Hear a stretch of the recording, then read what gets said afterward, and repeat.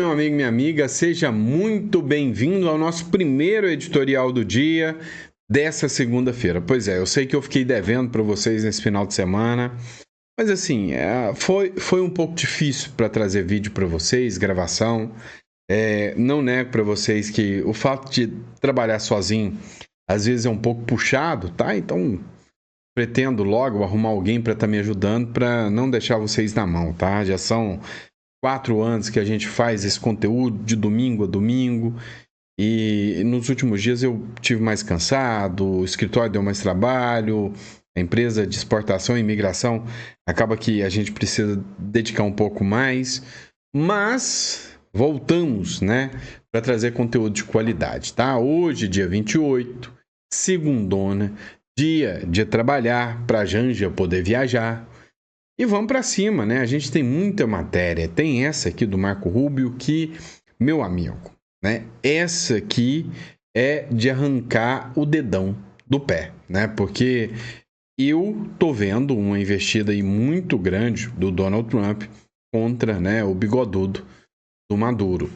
E aí a forma que o Donald Trump especificou, né? A forma que o Donald Trump classificou o regime da Venezuela dessa vez mostra que pode ser que ele esteja disposto, né, a tomar algumas medidas um tanto quanto mais sérias. Outro tema que nós vamos discutir aqui também é sobre um cálculo político do governo Lula, tá? E aí, falando sobre possível prisão do próprio Bolsonaro, a gente vai discutir um pouquinho sobre isso. É óbvio que a nossa novela preferida não vai ficar sem nenhum capítulo, né? O governo Lula tenta comprar briga depois que o Donald Trump confirmou que realmente as taxações virão, né? O secretário do Donald Trump cravou a informação de que a sanção vai chegar, né? A oposição já fala em custo Moraes, né? O quanto que a existência do ministro Alexandre de Moraes custa para os cofres públicos, né? Com esse tarifaço, já entende que a hipótese do tarifaço é culpa, né, do Donald Trump, do Alexandre de Moraes, que o Donald Trump está aplicando, e do Lula, né? E aí já estão falando que a oposição vai ter uma pauta única agora, que já não é mais anistia, é impeachment do ministro Alexandre de Moraes. A imprensa já entende que a lei magnífica vai chegar com pressão, né, com sanções muito pesadas, e aí, né, nós vamos falar também do impacto que essa sanção está dando, né, no cenário político para 2026 e aí dentro da própria direita, tá bom? E vamos entender tudo isso nesse editorial. Então, esse é o nosso Café com Política. Muito obrigado pela confiança e pela credibilidade. Para vocês que nos acompanham, buscam um canal de credibilidade, que, sabe, sempre traz conteúdo com seriedade para vocês, cogite se inscrever no canal e ter aí, né, sempre notícia relevante chegando para vocês. Combinado? Vamos para cima? Vamos de informação? Então vem comigo, que eu sei que você está aqui por isso, tá bom? Bora para cima. Vamos começar com essa matéria do Marco Rubio, tá? É o seguinte, o Marco Rubio resolveu comprar briga com o Maduro. Poder 360, essa matéria. O Maduro não é presidente da Venezuela. Seu governo é ilegítimo. É a própria mensagem do secretário falando em nome do país, falando em nome dos Estados Unidos. O secretário de Estado dos Estados Unidos, que é o Marco Rubio, figura que ficou notoriamente conhecida, principalmente, né, pela sua linha dura contra socialistas, né, contra a esquerda. O Marco Rubio também, né, por ter anunciado sanções contra o ministro Supremo Alexandre de Moraes, o Marco Rubio divulgou um comunicado, né, ontem, no domingo, dizendo que ele condena o regime venezuelano e que o Nicolás Maduro, né, líder da esquerda, tem que cair. Abre aspas, né? Ele falou o seguinte, ó. Um ano depois do ditador Nicolás Maduro desafiar a vontade do povo venezuelano ao se declarar vencedor sem fundamento, os Estados Unidos permanecem firmes em seu apoio inabalável à restauração da ordem democrática e da justiça na Venezuela. Mas esse não foi o principal ponto, né, da publicação do Marco Rubio que mais chamou atenção. Vários jornais internacionais, hoje no mundo militar, né, também publicou aqui falando sobre a repercussão da publicação do Marco Rubio sobre o Maduro, né? O trecho mais importante que o Marco Rubio publicou é esse aqui, ó. Abre aspas. Maduro não é o presidente da Venezuela. Seu regime não é o governo legítimo, ou seja, repudiamos qualquer ato e ação do próprio Maduro. E se qualquer ação for feita contra o Maduro, não estamos violando soberania nenhuma porque não estamos indo contra um governo legítimo. Ele escreveu além. Ele continuou dizendo o seguinte: Maduro é o chefe do cartel de Los Soles, uma organização narcoterrorista que tomou posse de um país.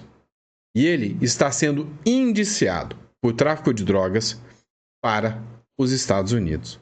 Pois é, o secretário Marco Rubio falou do indiciamento do Maduro agora. E foi além. Matéria do Metrópolis agora. Estados Unidos dizem que, abre aspas, o regime criminoso de Maduro não durará para sempre. Em uma publicação no X, agora a embaixada, não foi o Marco Rubio, a embaixada dos Estados Unidos na Venezuela se dirigiu ao povo venezuelano e afirmou que o regime do presidente Maduro e o seu regime criminoso não vão durar para sempre. A postagem foi feita logo depois da postagem do Marco Rubio, né? Escreveram o seguinte: ao povo venezuelano, Maduro e seu regime criminoso não durarão para sempre, e a terra de Bolívar voltará a ser democrática e livre, postaram os representantes norte-americanos. Mostrando uma nova sinalização, uma nova postura, agora muito mais combativa do governo norte-americano e do Donald Trump. O governo do Donald Trump, o que a gente entende dele hoje, é que ele chegou pro tudo ou nada. Né? Acabou aquela historinha de falsa diplomacia. O Olavo de Carvalho ele já dizia o seguinte: a partir do momento que você, como um governo de direita eleito, se preocupa em convencer a esquerda, se preocupa com o posicionamento da esquerda sobre o que você está fazendo, o seu governo já é um fracasso. Ele falou isso contra o Bolsonaro, tá? Você pode concordar ou não concordar com o Olavo de Carvalho, mas o Olavo de Carvalho falou o seguinte: olha, o Bolsonaro, quando ele entrou, ele deveria ter ido para cima da esquerda e eliminado a esquerda do Brasil. Caçando os crimes, todas as medidas criminosas contra o Supremo Tribunal Federal. A fala do Olavo de Carvalho é que o Bolsonaro tinha que ter ido contra o sistema. Em vez disso, o Bolsonaro tentou ir para a economia, jogar para o colo do Paulo Guedes, convencer a esquerda que ele era melhor do que a esquerda. E esse é o motivo do fracasso do governo Bolsonaro, que chegou ao fim, né, da forma tão deplorável que foi, né, com o STF indo para cima dele. Hoje, você pode gostar muito do Bolsonaro, eu sei que você gosta, mas hoje, né, aquilo que o Bolsonaro está tendo não é vida, né? Não é vida. O cara tá com uma tornozeleira eletrônica sem mensalão, sem petrolão, sem nada. O filho tá fugido do Brasil. O outro, né, o Flávio Bolsonaro, eu cito o nome. Flávio Bolsonaro, para mim, é um curvado ao sistema, né? O Carlos Bolsonaro não pode abrir a boca. Isso é vida, né? Então, a minha visão é de que o Olavo estava certo. E o Donald Trump entendeu isso. Esse negócio de 4 linhas da Constituição. Tanto é que ele fez uma postagem, vou até falar disso no próximo editorial, talvez, com vocês. Fez uma postagem, né, feita com inteligência artificial, de carros de polícia correndo atrás do Barack Obama. Ou seja, o que a esquerda está fazendo, o modus operandi da esquerda agir aqui no Brasil, ele vai fazer lá. Agora, ele está indiciando o Barack Obama por tentativa de golpe de Estado. O que estão fazendo com o Bolsonaro aqui, ele vai fazer lá. Ou seja, que 4 linhas da Constituição, que nada. Que ter diálogo com vocês, que nada. Eu vou fazer exatamente o que vocês fazem. E isso serve também para os países aqui da América do Sul. Então o Donald Trump não veio com brincadeira, não. O homem é doidinho de pedra, vocês sabem disso. Ele não veio para brincadeira. Não é à toa que ele falou: Maduro, seu regime está caindo. Cara, para o Donald Trump entrar num embate com o Maduro, igual ele fez lá com o Irã, para mim pouco custa, tá? Para mim pouco custa. Agora vamos falar do governo brasileiro, né? Olha essa publicação do Danúzio News aqui. Achei interessante a gente discutir essa matéria aqui. Olha só, cálculo político. O governo Lula evita a prisão imediata de Bolsonaro para não alimentar um discurso de perseguição. É o discurso que o Trump está falando. Mas por que o Trump está falando em discurso de perseguição? Ele tem identidade com isso, ele foi perseguido pela esquerda. E a esquerda não conseguiu, porque os bilionários viram que a esquerda ia tomar o poder demais e acelerar. Que o Biden já estava entregando o jogo, né? O Biden já não tinha mais capacidade de comandar nada. E que se o Biden ganha, né? O que eles iam fazer com os bilionários norte-americanos? Então eles viram que era necessário a direita regressar. E o Donald Trump voltou porque teve apoio de Elon Musk. E sem Elon Musk, hoje eu acho que o Donald Trump não era presidente, né? E aí o que acontece? O governo Lula, ele evita a prisão imediata do Bolsonaro, temendo que ela fortaleça a narrativa de perseguição, especialmente em meio às tensões e o tarifaço de Donald Trump. É óbvio que o Donald Trump vai acelerar se o Lula prender o Bolsonaro. O próprio Eduardo Bolsonaro falou, não se sabe o que o Trump vai fazer. Você acha que hoje o Supremo Tribunal Federal e o Lula não teme que, caso eles mandem uma prisão do Bolsonaro, o Trump não possa realmente radicalizar? Vem cá, você acha que essas cartas não estão na mesa? De que, se o Bolsonaro for preso, o Trump não possa declarar sanções ou até declarar uma guerra ao Brasil? Cara, todas as cartas estão sobre a mesa. Foi quem que falou? Foi o Paulo Figueiredo, que durante uma conversa com um cara do alto escalão, né? Não, foi o Eduardo Bolsonaro mesmo. Falou, all cards on the table, né? Todas as cartas estão sobre a mesa, ou seja, qualquer coisa pode acontecer. A estratégia busca evitar ruídos diplomáticos e instabilidade interna, com Lula orientando os ministros a absterem de comentar sobre o caso. Ou seja, a ordem do Lula é que nem comentem sobre a questão da prisão do Bolsonaro. Mas o Lula não consegue manter a boca fechada.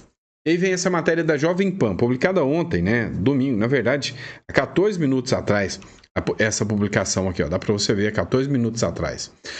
O Ministério do Desenvolvimento, Indústria, Comércio e Serviços informou no domingo que, por orientação do Lula, o governo vem buscando a negociação com a base em diálogo, sem qualquer contaminação política ou ideológica, ou seja, está sentindo a pressão do Trump. O governo diz que soberania é inegociável após Trump confirmar as taxas de 50%, mas que vai tentar dialogar com o governo Trump, que está tentando. Olha, ontem à noite, no domingo, o secretário de Trump cravou que o Brasil vai ser taxado no primeiro dia de agosto sem prorrogação. Esse aí que está na foto com o Donald Trump é o secretário de Comércio dos Estados Unidos, tá? O Howard Lutnick, tá? Howard Lutnick. Howard é do Harry Potter, né? Howard Lutnick. E ele afirmou ontem, no domingo, que, durante uma entrevista na Fox, que o tarifaço anunciado pelo Donald Trump vai acontecer em todos os países, incluindo o Brasil, que vai entrar em vigor já na próxima sexta-feira. O desespero é total. Segundo Lutnick, tá, um dos auxiliares mais próximos do próprio Donald Trump, não há mais espaço para prorrogação de prazo. As declarações foram compartilhadas, além da Fox News, na conta oficial da Casa Branca. Abre aspas, olha o que ele falou aqui. Sem prorrogação, sem mais períodos de carência. Em 1º de agosto, as tarifas serão definidas e elas entrarão em vigor.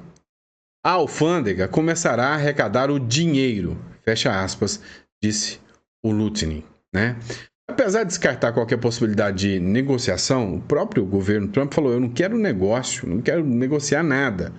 Após 1º de agosto, o secretário do Comércio indicou que nada impede que os demais países insistam em conversar com o governo dos Estados Unidos sobre a tarifa, tá?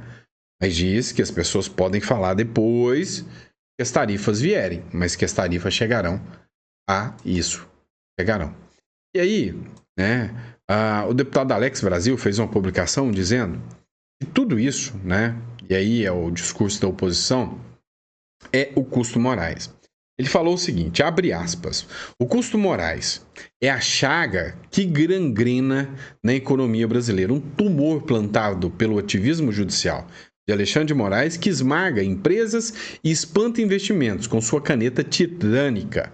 O Banco do Brasil, antes motor do progresso, vê contratos desmoronarem porque ninguém confia num país onde o STF joga as leis no lixo. Até agora, Donald Trump, com sua voz estrondosa, exige que Moraes pare a caça às bruxas contra o Bolsonaro e opositores.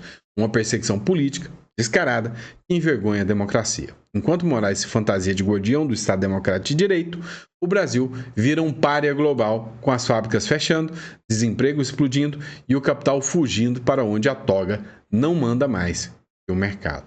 Olha só o trecho do vídeo aqui, onde ele tece essas críticas. Justamente esse diálogo entre importadores americanos e exportadores brasileiros, porque sim, as conversas continuam. Produtores brasileiros de ferro gusa, a matéria-prima para o aço, acompanham com apreensão a proximidade do início das tarifas. Há menos de uma semana para o prazo estabelecido por Donald Trump para o início da tarifação, importadores dos produtos nos Estados Unidos já anunciaram a suspensão de contratos com fornecedores do Brasil. Mas o cancelamento dos pedidos ainda não está na mesa, segundo o Fernando Varela. Ele é presidente do Sindicato das Indústrias Metalúrgicas e de Material Elétrico do Estado do Espírito Santo. Ele disse ainda que empresários encaram a proximidade do prazo e a falta de resolução com temor e tensão. Alex Brasil, seu Publicação aí, crédito, né, Alex Brasil. Então, o que acontece? O Brasil já está começando a sentir, né, o peso das sanções e empresas já não estão mais, né, querendo contratos com as empresas brasileiras. Matéria da Gazeta do Povo, a Lei Magnitsky. Bancos que mantiverem contas de sancionados poderão ser punidos. A gente está falando isso há 3 meses. Que a Lei Magnitsky, ela está vinculada ao código SWIFT, né? É um modelo padrão de transferências internacionais usando o dólar, né, como base aí. E aí o que acontece, né? O que a gente pode levantar, né, de preocupação? As instituições financeiras, elas podem ser alvos. Você imagina, né? Porque assim, hoje a caneta do Alexandre de Moraes é a coisa mais poderosa que existe dentro do Brasil. Não existe nada mais poderoso do que a caneta do ministro Alexandre de Moraes. Aí, você tem um Banco do Brasil que resolve, né, descumprir a ordem do Donald Trump e manter uma conta ali do Alexandre de Moraes porque tem medo da caneta do Alexandre de Moraes fechar o banco do dia para a noite. Mas, se continuar com a conta do Alexandre de Moraes, o Donald Trump pode excluir o Banco do Brasil do sistema SWIFT. O que vai acontecer com todos os investidores que estão lá? Vai tudo quebrar. Instituições financeiras que mantiverem relações com pessoas ou entidades sob sanções dos Estados Unidos correm o risco de sofrer penalidades severas, incluindo a perda de acesso ao sistema financeiro americano. A medida se baseia na Lei Magnitsky, instrumento legal que permite sanções secundárias a bancos e empresas que façam negócio com alvos de punições determinadas por Washington. A regra atinge especialmente, olha só, operações em dólar e compromete vínculos com bancos sediados nos Estados Unidos. Pode ter grande impacto econômico para todos os envolvidos, inclusive para a própria, né, instituição financeira. Ou seja, se essas sanções chegam, meu amigo, o Brasil não vai conseguir se recuperar fácil, não. E aí tem um embate, né, pelo espólio de homem vivo, né, que é o Bolsonaro. O Bolsonaro ainda está aí. E todo mundo brigando pelo espólio do Bolsonaro na presidência. Uma briga que está dando o que falar é a briga, né, do Eduardo Bolsonaro com o Ratinho Júnior e com o Tarcísio, né? Nessa aqui eu tô do lado do Eduardo, tá? Escuta o porquê. Eduardo Bolsonaro afineta Tarcísio e Ratinho Júnior por evitarem falar da anistia. O que aconteceu, né? O Ratinho Júnior é do PSD, do Kassab, e o Tarcísio, alinhado de primeira linha do PSD, do Kassab. O deputado Eduardo Bolsonaro criticou duramente os governadores de São Paulo, Tarcísio de Freitas, e do Paraná, o Ratinho Júnior, por não mencionarem a possibilidade de anistia aos chamados presos políticos durante negociações sobre o tarifaço americano. Em postagens no X, antigo Twitter, Eduardo acusou Tarcísio de enganar a população ao focar apenas na tarifa de 50%, sem abordar a crise constitucional e institucional e as cartas enviadas pelo ex-presidente Donald Trump, que ele considera essenciais para resolver o impasse. O que o Eduardo Bolsonaro falou? Falou que o Tarcísio foi hipócrita, tá? Por quê? Porque ele ignorou que as sanções do Donald Trump são por causa da perseguição ao Eduardo Bolsonaro. E que o Tarcísio trouxe só um discurso, né, aqui em virtude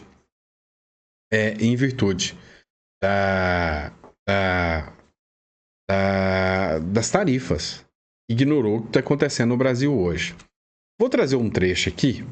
É uma crítica, professora Paula Marisa, o crédito da matéria, tá? Eu sempre cito os créditos. Ela tem um canal no YouTube também. Já cheguei a ver postagens dela. Presa de 74 anos pelo 8 de janeiro, usa cadeira de rodas no cárcere. Morte de Clezão, preso do 8 de janeiro, completa um ano. E família segue pedindo justiça. Bem no meio, né? Tá aqui a postagem do Tarcísio. Escuta, e aí você vai ver por que ela tá no meio dessas duas matérias. A gente tem feito várias simulações e o efeito pode ser muito severo de fato, né? Do ponto de vista de economia, do ponto de vista de PIB, de massa salarial, do ponto de vista de emprego.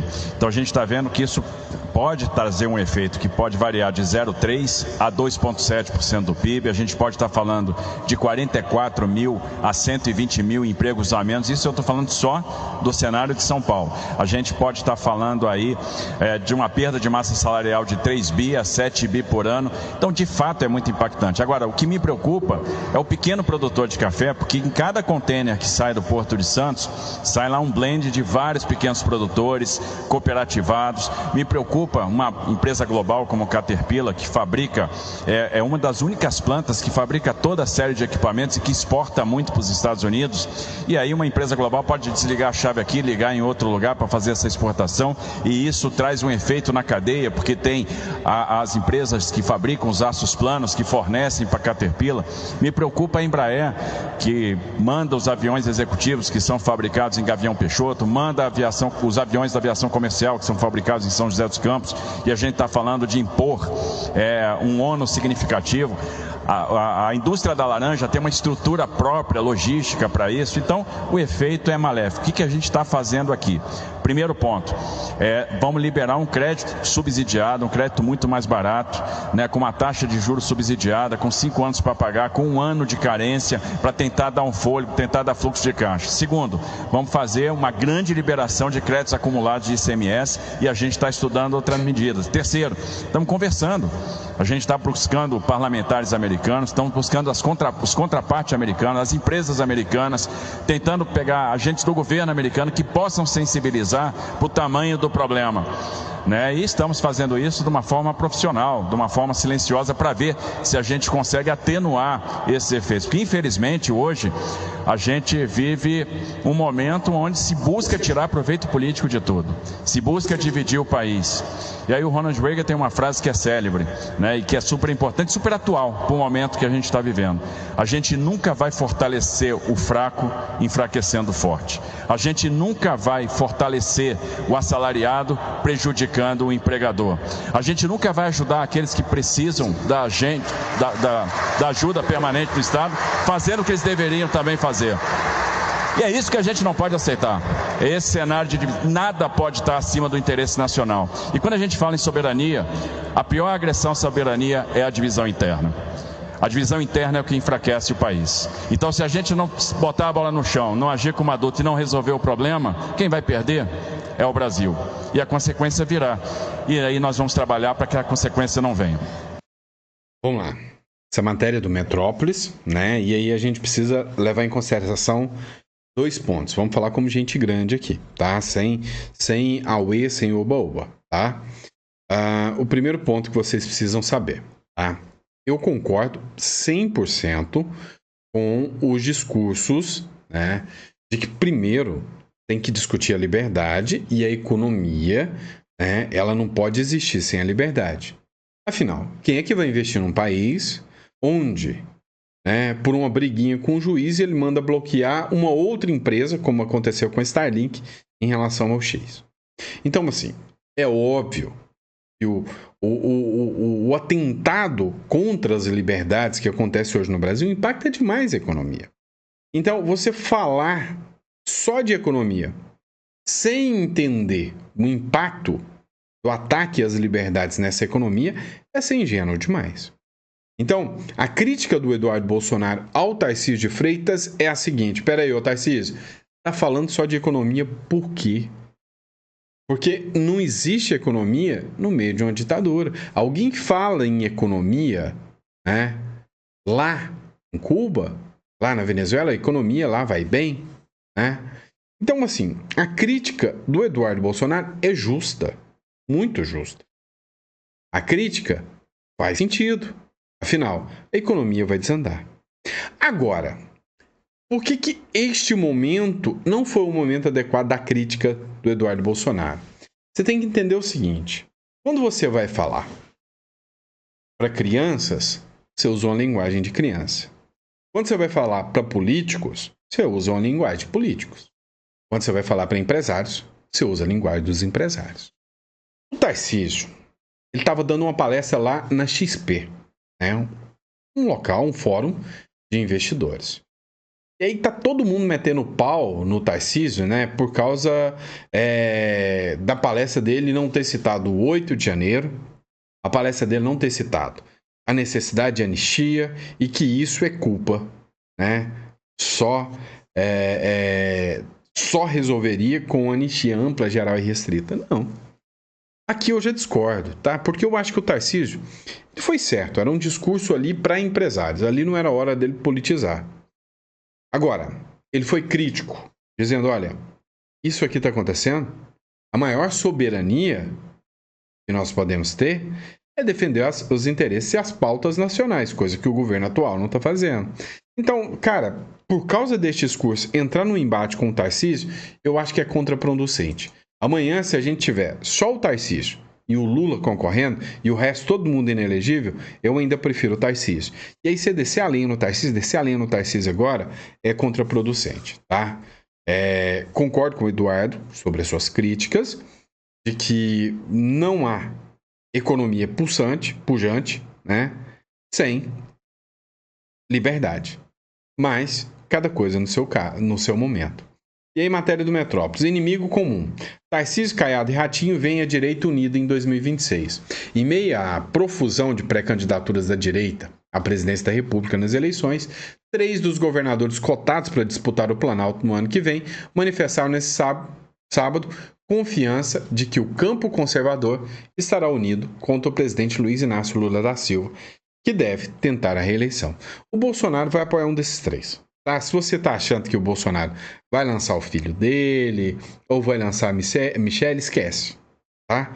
O Bolsonaro vai apoiar um desses 3. E o que me agrada nesse ponto aqui, e aí você vai falar, isentão, olha lá, ó, isentão. O que me agrada disso aqui é saber que há uma união de 3 figuras que nem de longe são os candidatos que eu quero, né? Se você me perguntasse, por óbvio, eu ia querer um candidato como